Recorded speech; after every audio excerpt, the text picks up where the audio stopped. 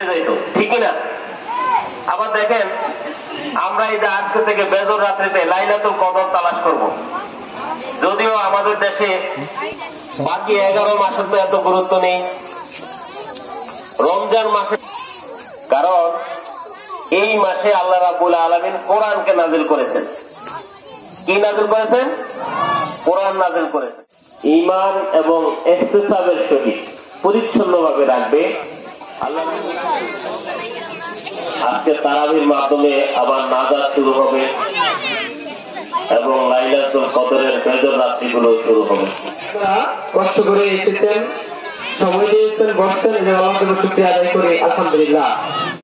আমাদেরকে হাজার হাজার মানুষের মধ্যে থেকে বাছাই করে এবং চমৎকার একটি আয়োজনে আপনার তৌফিক দিয়েছে। আমরা সেই রাসূলের প্রতি দরুদ পড়ি সাল্লাল্লাহু আলাইহি ওয়াসাল্লাম। একটি আয়োজন করতে চলেছি।